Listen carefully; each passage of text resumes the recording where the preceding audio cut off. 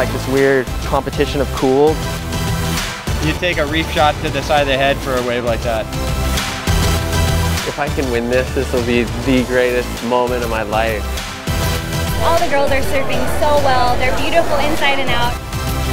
Going skagless is a whole nother realm, like a fast version of body surfing. There's something about just getting in the ocean and cleansing ourselves of everything else that's going on in the world. My job description is student of surfing.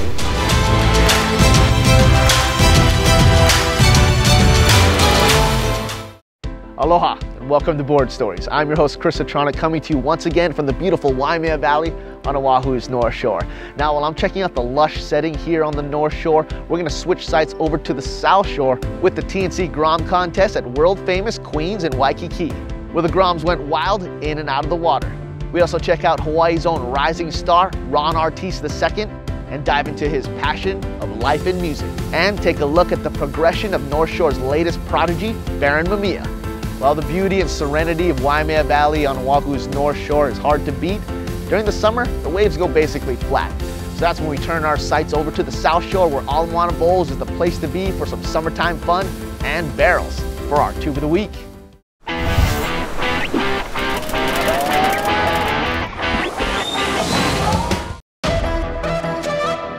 The hot spot for surfing action on Oahu's South Shore is Ala Moana Bowls.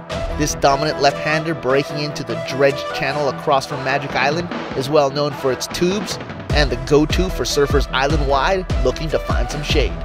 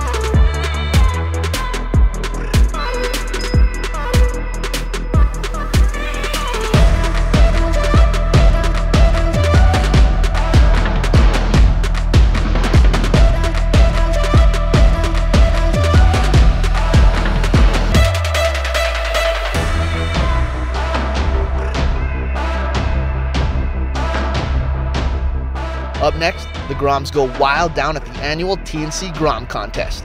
Board Stories is coming right back.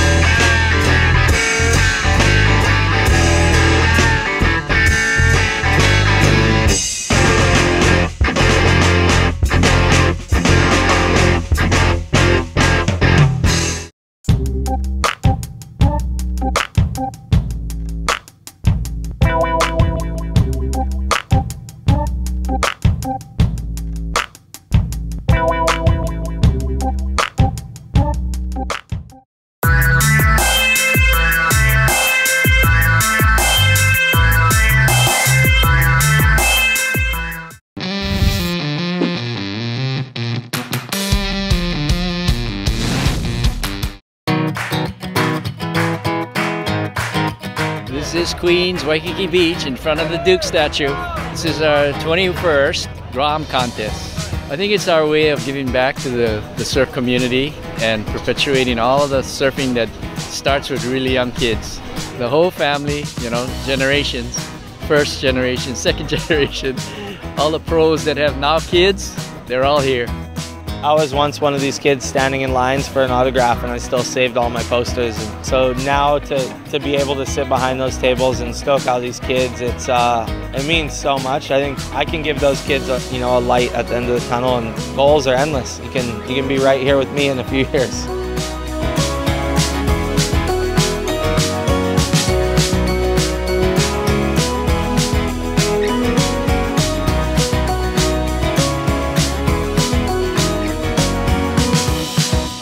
We like how much all the families come down and get together. Their kids either know each other or they meet each other in the heats, and it just kind of brings the whole surfing community from around the whole island together, which is, to me, like the best thing. Everybody having fun, supporting, you know, surfing in itself, and passing it on to the younger generation.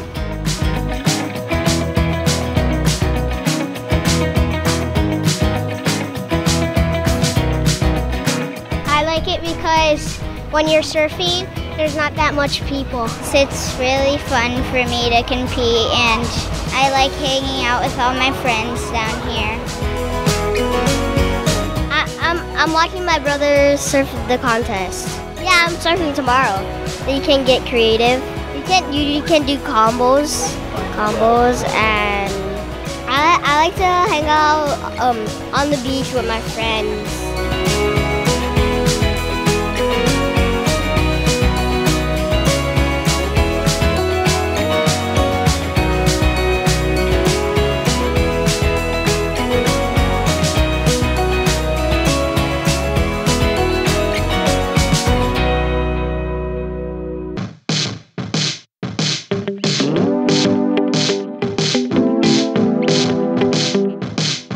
It's fun to share my knowledge and my whole lifetime of, you know, putting in hours of, you know, love and passion into the ocean, pass it on to, you know, my rebirth and my future, the next generation of my blood. And yeah, Hayes was psyched. That was probably the most fun he's ever had surfing. And first few waves, he didn't even stand up on. He was on his knees, and I caught it by myself, Daddy. I was like, yeah, you gotta stand up. But it was cool, you know, it's fun, and just to see him smiling is really all that matters.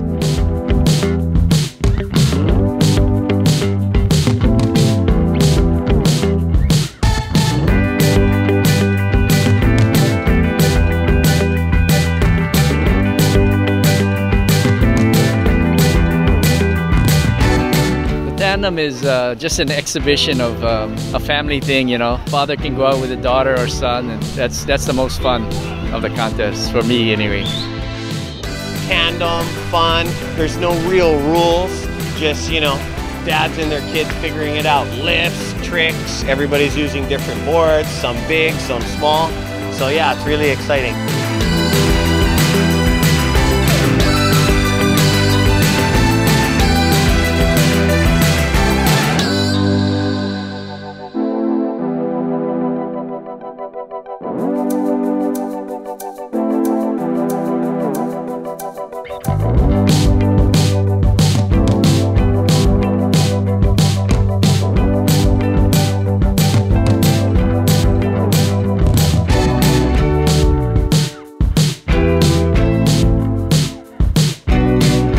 Just the vibe and the family aloha spirit down here is next to none, and it's really cool to enjoy and just participate and be a part of every one of these kids' dreams, you know, like they're having the time of their life, and to be here to catch kids and push them in and just stoke kids out, it's a dream come true.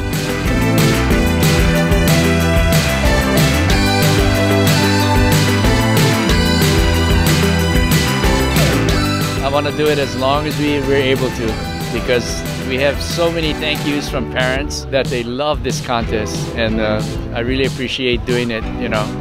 It makes me feel good.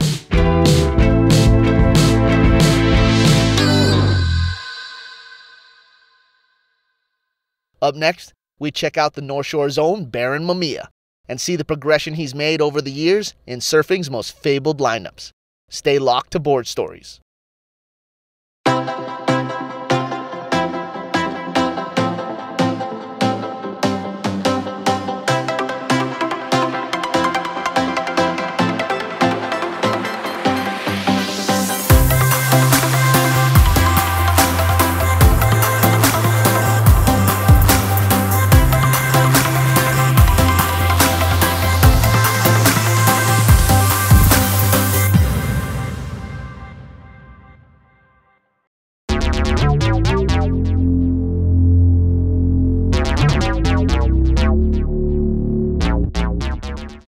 Welcome back to Board Stories here in the beautiful Waimea Valley on Oahu's North Shore. North Shore's Barron Mamiya has really made a name for himself, and at the ripe age of 18 years old, he's on his way to surf stardom. He's honed his skills and has been charging some of the best lineups in the world. Let's take a look back at his progression. That's right. Barron. Oh my God.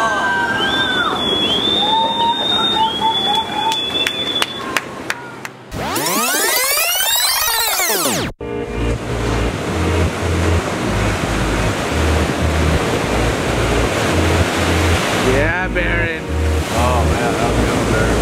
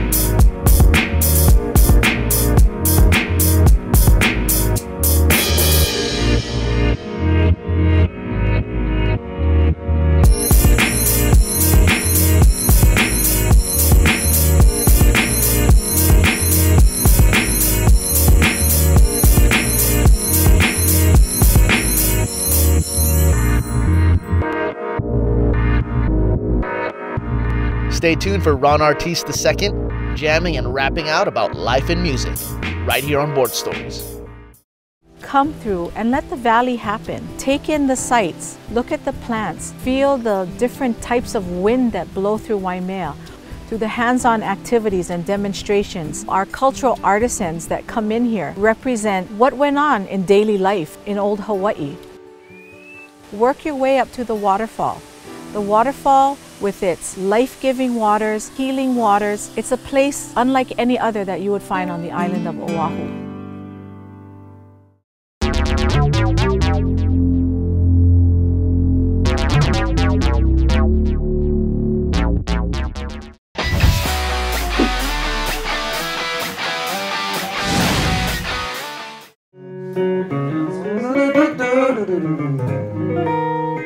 Ronnie Stefan Artis II.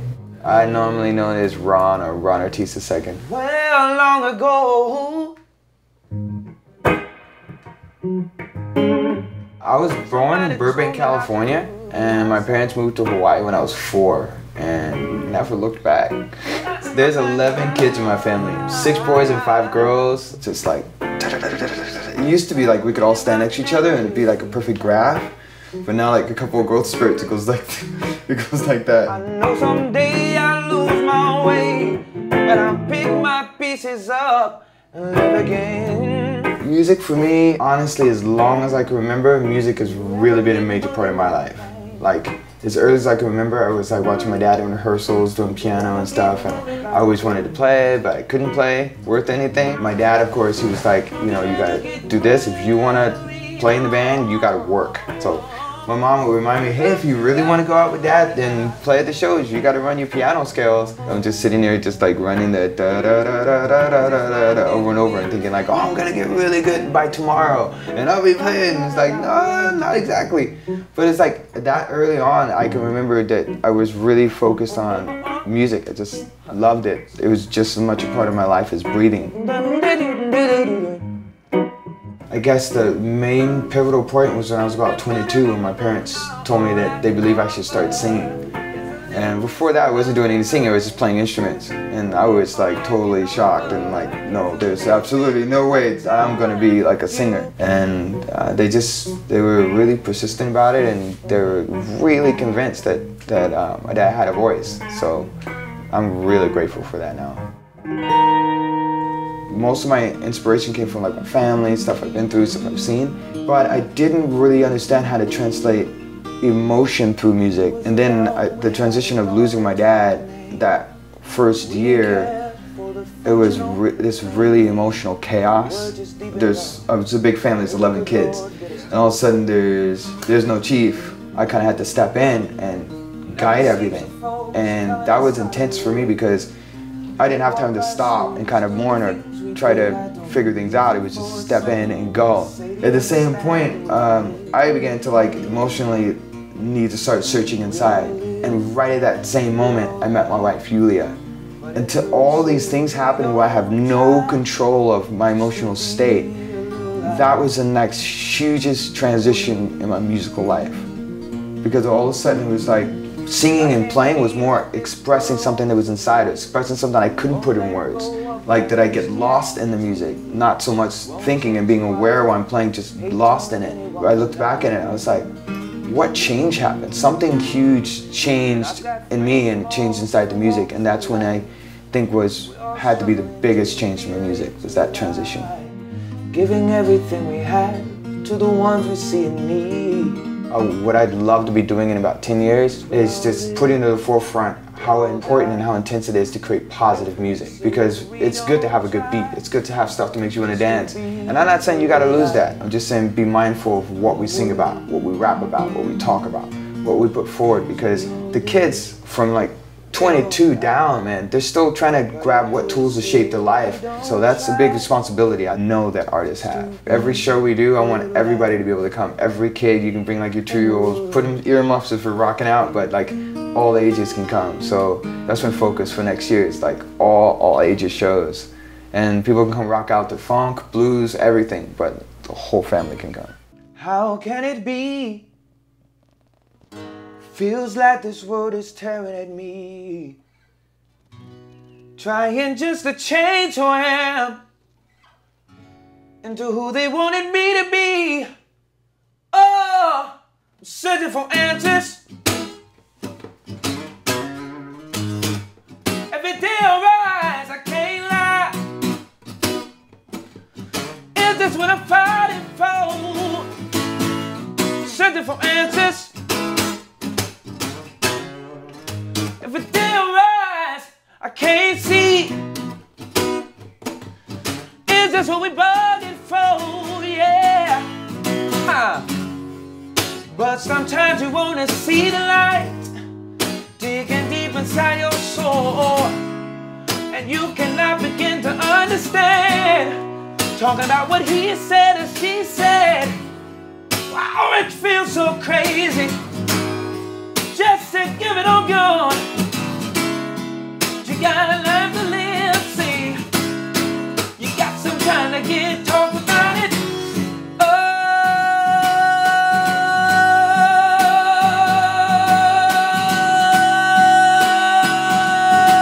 Oh, searching for answers.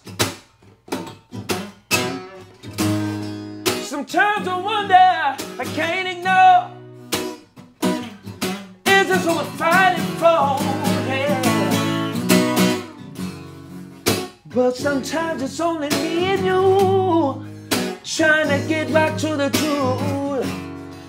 Don't put the blame out on the people, they just don't know how to believe. But if you really want to save the world, sign what's in your heart. Hey, you gotta stand up for everything you want to say, because searching for answers,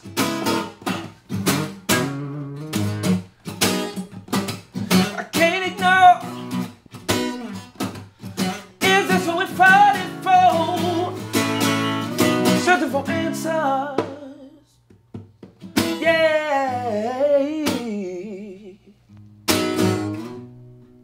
Out on this journey, we're gonna get through.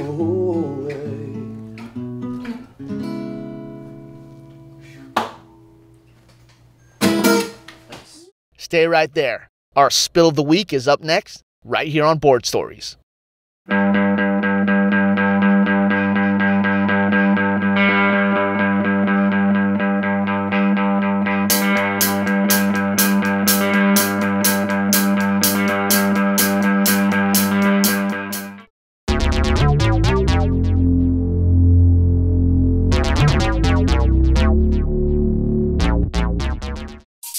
Promotional support for Board Stories is provided by Waimea Valley, where Hawaii comes alive.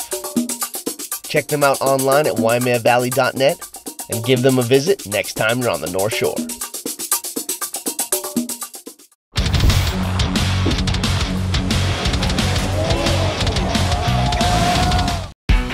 This spill of the week features a nasty collision at Sunset Beach. This unintentional party wave got a little too close for comfort, and their tandem eject could have ended in disaster. After checking for damage on their boards, luckily no one got hurt, and both of them paddled out for more.